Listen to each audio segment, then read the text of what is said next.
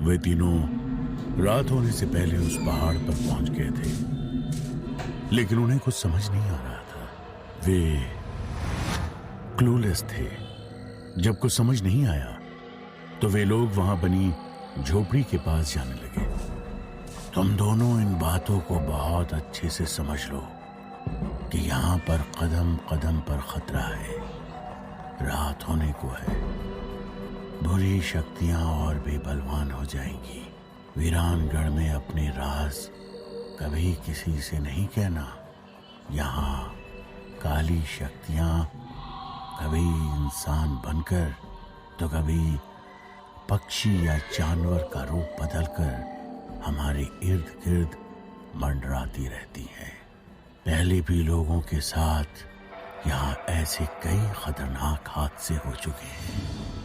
रात का सन्नाटा इनके लिए वरदान होता है। और सबसे ज्यादा अजीब बात तो ये है कि इनका ज्यादातर शरीर वही शख्स होता है जो या तो इनके बारे में हमेशा सोचते रहता है या जिसे इनसे डर लगता है। उस बूढ़े बाबा ने सिद्धार्थ और गौरी से कहा, लगता है उस झोपड़ी में कोई रहता है, वहां रोशनी है। अगर ऐसा है तो हो सकता है कि वो हमारी कुछ मदद कर दे।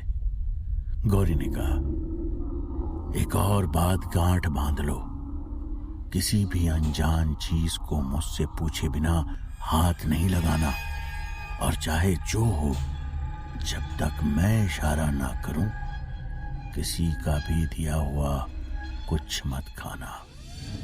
वीरानगढ़ की बुरी आत्माएं तुम्हें अपने वश में करने की कोशिश भी कर सकती हैं।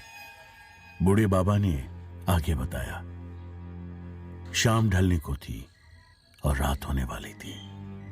वीरानगढ़ के लिहाज से ये वक्त बेहद खतरनाक था। वे तीनों समझ नहीं पा रहे थे कि पहाड़ पर अपनी पहेली को कैसे सुलझाएं। मुझे लगता है रात होने से पहले हमारे लिए अच्छा यही होगा कि हम इस जगह से जल्दी लौट जाएं। हम अपना काम कल सुबह आकर भी कर सकते हैं, बूढ़े बाबा ने कहा। इसी बीच वहां का माहौल अचानक से बदलने लगा। तेज आंधियां चलने लगी, रेत के बवंडर उठने लगे। एक तो वीरानगढ़ की वीरानी, उस पर से ये जोरदार आंधियां। वे तीनों एक दूसरे का हाथ पकड़कर एक दूसरे को सहारा देते हुए पहाड़ पर आगे बढ़ने लगे। आंखों में कुछ भी साफ साफ दिखाई नहीं दे रहा था। रेत उड़कर आंखों में आ रही थी। उस किसान की झोपड़ी से उन लोगों की दूरी 200 मीटर से ज्यादा नहीं रह गई थी, लेकिन उन पर वो 200 मीटर 2 किलोमीटर से भी ज्यादा भारी पड़ रहे थे। तभी बारिश भी होने लगी। अब तक उनके हाथ कुछ भी नहीं लगा था। बाबा, इससे पहले कि बारिश हमें भिगो दे, हमें उस झोपड़ी तक पहुंच जाना चाहिए, सिद्धार्थ ने कहा। वे लोग जाकर उस झोपड़ी के मुंडेर के बाहर खड़े हो गए। ये देखकर कि उसकी झोपड़ी के बाहर कोई आया है, वो झोपड़ी का मालिक बाहर निकला। बाबा, आप लोग यहां कैसे? आपको तो पता होगा कि वीरानगढ़ में रात में घूमना मौत को दावत देने जैसा है। वैसे आपके साथ ये दोनों बच्चे कौन हैं? उस किसान ने बूढ़े बाबा से कहा। वो किसान एक अधेड़ उम्र का शख्स था। उसकी झोपड़ी में एक खाट बिछी हुई थी। उसके बोरिए, बिस्तर और खाने पीने के सामान के अलावा वहां और कुछ भी नहीं था। भाई, क्या तुम मुझे पहचानते हो? मैंने तुम्हें पहचाना नहीं। तुम्हारा नाम क्या है? बूढ़े बाबा ने पूछा। बाबा, वीरानगढ़ में ऐसा कौन होगा जो आपको नहीं पहचानता होगा? दरअसल मैं यहाँ कुछ साल पहले ही आया था। मेरा नाम रतन सिंह है, उस किसान ने बूढ़े बाबा को जवाब देते हुए कहा। अंकल, आप यहाँ गांव से इतनी दूर अकेले कैसे रह लेते हो? क्या आपको डर नहीं लगता? यहाँ तो दूर दूर तक पत्थर ही पत्थर है, मिट्टी का नामो निशान तक नहीं है। फिर आप खेती करते कहाँ हो? सिद्धार्थ ने पूछा। बारिश में भीग क्यों रहे हैं? पहले अंदर आ जाओ, उस किसान ने कहा। बेटा, मेरा खेत यहां से साफ दिखाई देता है, और जिसने अपनी जिंदगी खौफ के साए में बिताई हो, उसे डर और कितना सताएगा। आप लोग यहां क्यों आए हो? आपने अब तक जवाब नहीं दिया, उस किसान ने पूछा।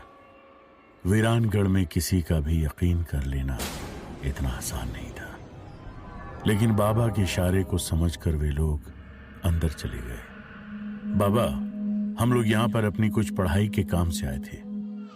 क्योंकि इस जगह पर खतरा बहुत है, इसलिए बूढ़े बाबा हमारे साथ यहाँ हमें पहाड़ दिखाने लाए थे।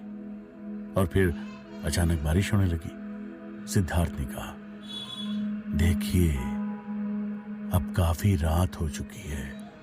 बाबा, आपको तो कुछ बताने की भी जरूरत नहीं है। लगता है ये दोनों बच्चे इस वीरानगढ़ से अनजान हैं। मैं चाहता हूं कि आप तीनों मेरी छोटी सी झोपड़ी में ही आज रात गुजार ले। उस किसान रतन सिंह ने उन लोगों से कहा। सिद्धार्थ, इनका कहना सही है।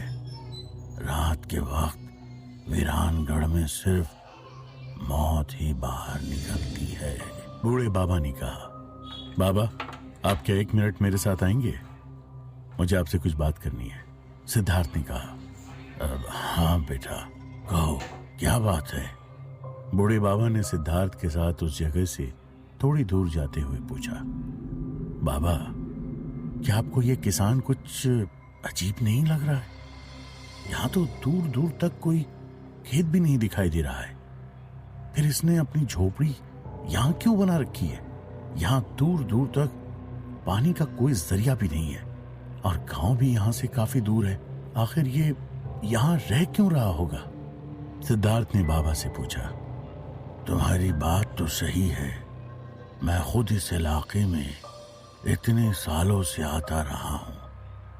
कई बार मैं इस पहाड़ पर भी चढ़ा हूं, लेकिन पहले तो यहाँ पर ऐसी कोई झोपड़ी नहीं हुआ करती थी। और इससे भी अजीब बात तो यह है कि यह आदमी मुझे पहचानता है, लेकिन मैंने इसे पहले कभी नहीं देखा था, और ये नाम भी नहीं सुना। हमें बहुत ज्यादा सावधान रहना होगा। बूढ़े बाबा ने उस किसान पर शक जताते हुए कहा। जब सिद्धार्थ और बूढ़े बाबा दोनों गौरी और उस किसान से दूर हटकर बात कर रहे थे, उस दौरान वो किसान गौरी से बातें कर रहा था। बेटी, तुम दोनों को पहले तो यहाँ कभी नहीं देखा, फिर बूढ़े बाबा के साथ तुम लोग इस वक्त यहाँ इस पहाड़ पर क्यों भटक रहे हो? उस किसान ने गौरी से पूछा। गौरी बस जवाब देने ही वाली थी कि उसे बूढ़े बाबा की बताई गई बात याद आ गई कि उन्हें पहले अपने राज किसी को नहीं बताने हैं। कुछ नहीं अंकल, हम दोनों तो कॉलेज स्टूडेंट हैं, बस यहाँ पर सैर सपाटे के लिए आए थे, तो मन में ख्याल आया तो पूछ लिया। गौरी ने उस आदमी को चालाकी से जवाब दिया। लेकिन क्या आप लोगों को नहीं लगता कि घूमने फिरने के लिए ये अच्छी जगह नहीं है? लोग कहते हैं कि ये वीरानगढ़ एक मनहूस जगह है, यहाँ भूत प्रेत रहते हैं। रतन सिंह ने कहा।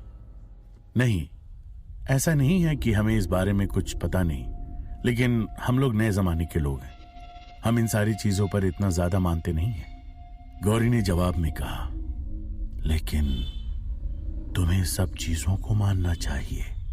अगर संसार में भगवान है तो शैतान भी है, अच्छी शक्तियां हैं तो बुरी ताकतें भी हैं। क्या तुम लोगों को डर नहीं लगता? ये वीरानगढ़ का अंधेरा ना जाने कितने लोगों की जिंदगी निगल चुका है। उस आदमी ने गौरी से कहा। हाँ, ये सब कुछ सही भी हो सकता है, पर हमें डर नहीं लगता।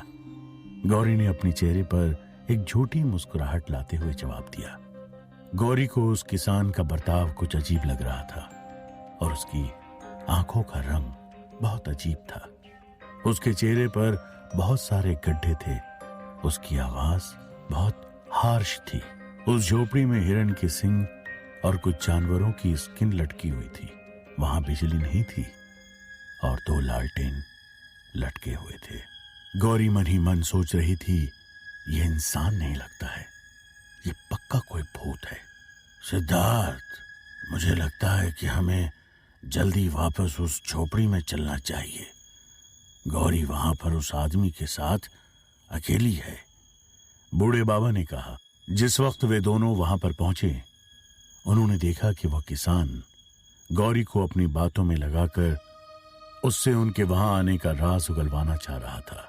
चलो बच्चों, अब तुम लोग बूढ़े बाबा के साथ यहाँ पर आए हो और जब रात यहीं गुजारने वाले हो तो मैं तुम्हारे लिए कुछ खाने का इंतजाम कर देता हूँ। उस किसान ने कहा, लेकिन हमें तो भूख नहीं लगी है, बस रात भर यहाँ रुक जाएं, फिर सुबह होते ही हम लोग निकल जाएंगे। गौरी ने थोड़ा घबराते हुए कहा, ये भी ठीक है बेटा, आप बड़े लोग हो और मेरे जैसे गरीब किसान के यहाँ पर भला कुछ क्यों खाने लगे। उस किसान ने उदास होते हुए कहा। बूढ़े बाबा उस जगह के जानकार थे।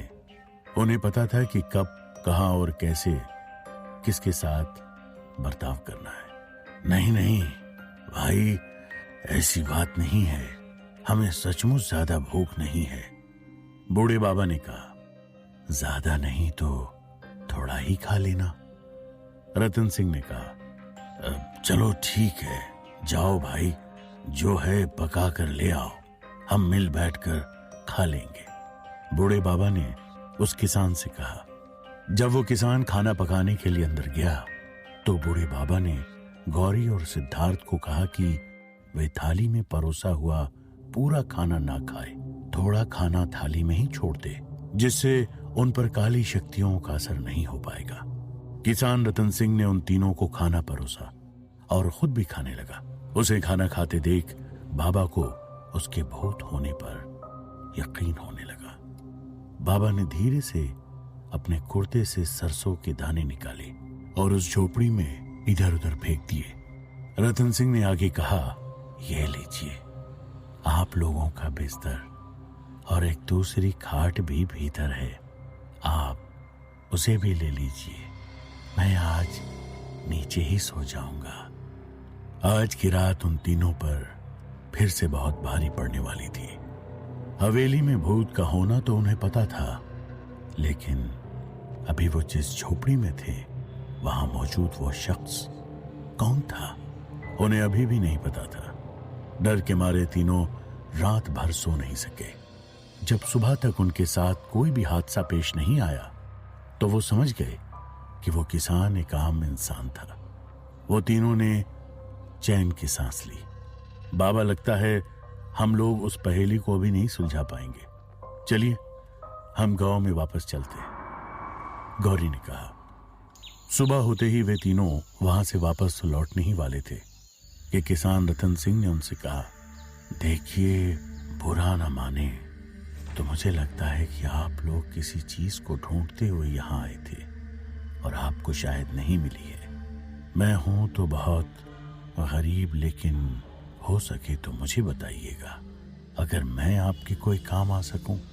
अब उन लोगों को उस किसान पर यकीन होने लगा था। वो दरअसल बात ऐसी है कि हमें मिट्टी तोड़नी है और छत जलानी है। इसके पीछे की वजह तो हम आपको नहीं बता सकते, लेकिन बस ऐसा समझ लीजिए कि इससे वीरानगढ़ का भला होगा। आप हमारी मदद जरूर कर सकते हो। सिद्धार्थ ने कहा, इसमें भला मैं आपकी कैसे मदद कर सकता हूं? मेरे पास तो मिट्टी के नाम पर बस एक घड़ा है और छत के नाम पर बस मेरी झोपड़ी। आप चाहो तो इस घड़े को तोड़ दो और इस झोपड़ी को आग लगा दो। उस किसान ने कहा, नहीं भाई, हम आपकी चीजों के साथ ऐसा कैसे कर सकते हैं? बूढ़े बाबा ने कहा, देखिए, पहली बार मेरे सामने किसी ने कहा है कि वो वीरानगढ़ का भला कर सकता है। अगर ऐसा हो सकता है तो आप बेशक मेरी झोपड़ी जला सकते हैं। किसान रतन सिंह ने कहा, आपका दिल बहुत बड़ा है। जब हमारी फैक्ट्री का काम दोबारा से शुरू होगा तो मैं आपको वहां पर अच्छी नौकरी दूंगा और आपकी झोपड़ी के बदले में आप हमारी फैक्ट्री के कॉटेज में हमेशा के लिए रह सकते हो। आप आज ही हमारे साथ चलिएगा। सिद्धार्थ ने किसान रतन सिंह से कहा, अब तक तो वहां पर कोई भी अनहोनी नहीं हुई थी, लेकिन क्या आगे भी ऐसा ही होने वाला था? क्या सब कुछ अच्छा ही अच्छा होने वाला था, या नियति ने कुछ और भी लिख रखा था? सिद्धार्थ, अब हमें देर नहीं करनी चाहिए। तुम जल्दी से झोपड़ी में आग लगा दो और उस घड़े को तोड़ दो, बूढ़े बाबा ने कहा। सिद्धार्थ ने तुरंत उस झोपड़ी में आग लगाकर उस मटके को भी तोड़ दिया। पहली सुलझनी बाकी थी। उस तस्वीर को पूरा करने के लिए वहां से एक पत्थर के टुकड़े को भी उठा कर ले जाना था। इससे पहले कि वो कुछ भी कर पाते, अचानक से आसमान काला होने लगा और जोर जोर से एक अजीब से जानवर की आवाजें आने लगी। सिद्धार्थ ने बिना देर किए वहां से एक काले पत्थर के टुकड़े को उठाया, लेकिन जैसे ही सिद्धार्थ ने उस पत्थर को हाथ लगाया, उस पत्थर के नीचे से एक छोटी सी खतरनाक छिपकली निकली, जो कि उनके देखते ही देखते बड़ी होने लगी। अचानक कुछ सेकंड्स में वो छिपकली मगरमच्छ के बराबर हो गई और उन लोगों पर हमला करने लगी। यहां से जल्दी भागो, ये वही शैतान है, बूढ़े बाबा ने कहा। वे लोग भागने लगे, लेकिन वो किसान उस छिपकली के हमले से नहीं बच पाया और उसने उस किसान को जिंदा ही चबा लिया। सिद्धार्थ ने गौरी का हाथ पकड़ा और वो तीनों वहां से भागने लगे। वे लोग वहां से हवेली की तरफ दौड़ने लगे, लेकिन उस छिपकली ने उनका पीछा नहीं छोड़ा। वे लोग घबराए हुए थे और पसीने से तरबतर होते जा रहे थे। एक बार तो बूढ़े बाबा उस छिपकली का निवाला बनते बनते बचे। आखिरकार वे लोग हवेली के अंदर पहुंच ही गए थे, लेकिन उन सब के दिल की धड़कन बहुत ज्यादा बढ़ गई थी। सिद्धार्थ, तस्वीर में जहां पहाड़ टूटा है, जल्दी से उस पत्थर को लगाओ, हाँफते हुए गौरी ने सिद्धार्थ से कहा। सिद्धार्थ की उस तस्वीर के टूटे हुए हिस्से पर वो काला पत्थर का टुकड़ा लगाया। उस तस्वीर में एक जबरदस्त रोशनी दिखाई दी। रोशनी के शांत होते ही वे चमगादड़, जो पहले गायब हो गए थे, दोबारा आकर तस्वीर में समाने लगे। उन लोगों के देखते ही देखते वो तस्वीर उड़कर वापस उसी जगह पर टंग गई। पहली पूरी हो चुकी थी और अगले दरवाजा का ताला खुद ब खुद खुल चुका था। बिना देर किए सिद्धार्थ ने उस दरवाजे को धक्का दिया और वे लोग उस कमरे के अंदर गए। अंदर का माहौल देखते ही वे तीनों हक्के बक्के रह गए। तो आखिर उस दूसरे दरवाजे के पीछे ऐसा क्या था? क्या सिद्धार्थ के मम्मी डैडी उसे दिखाई दिए थे? क्या अंदर का नजारा बहुत खौफनाक था, या अंदर कोई भूत था, या कोई नया खतरा उन लोगों का इंतजार कर रहा था?